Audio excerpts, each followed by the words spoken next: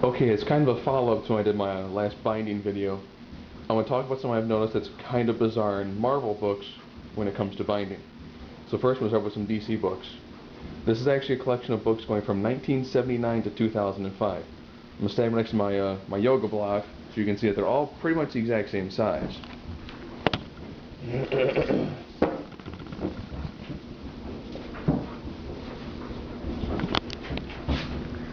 So as you can tell from the tops, I'll get pretty flat.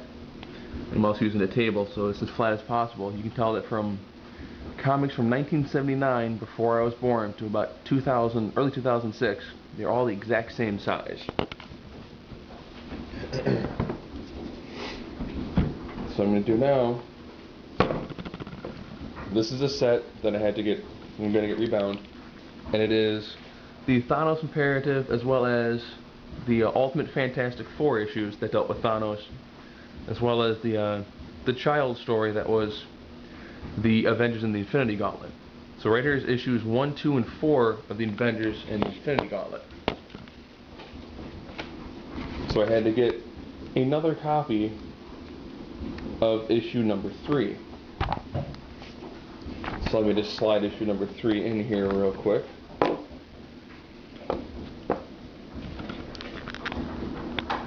Now as you can tell, it is about a quarter of an inch taller and about a quarter of an inch wider.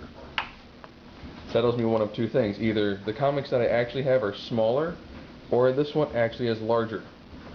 I don't know why in a limited series you would have one issue larger than the others if my previous issue number 3 was about the exact same size. I also wanted to get some of the lockjaw on the Pet Avengers because it does have Thanos in it. So first I got the trade. Let me restack these guys real quick.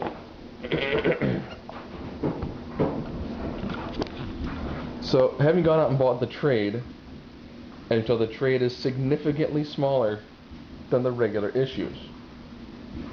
Now if I put this trade next to what I already know are smaller issues, it is smaller than the smaller issues that I currently have. Okay. But then this one, ironically, is the same size as the oversized number 3. So I'm trying to figure out, either I have an entire run of a comic, Ultimates and regular, that are small, or we have certain comics that are being made larger. Again, going back to Thanos, this is what initially prompted this video, beyond a buddy who did Strike Force Moratorii, when he realized that pretty much they changed size in the middle of the run itself. Here, I got this guy all stacked up.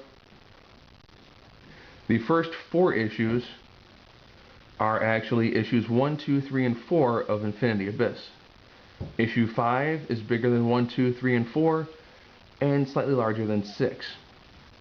The next ones right after that are Marvel The End. Again, a 6-issue series, you can tell it's different sizes. Then we go into the Thanos 12-issue series.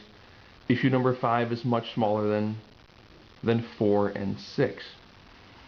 Get down towards the very end, the last 4 are all 4 different sizes, and those are, ironically, the Silver Surfer 4-issue series leading into Annihilation.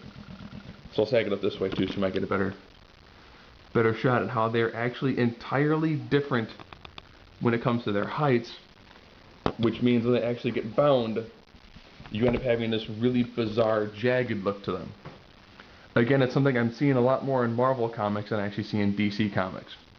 I don't know if they just have a problem when it comes to getting their issues printed, or if they're just, not paying attention, or if, depending on who the artist is, they actually change in size. Which doesn't make any sense, because for Marvel, Infinity Abyss, it is the exact same artist for all 6 books, but the first 4 are smaller than the last 2.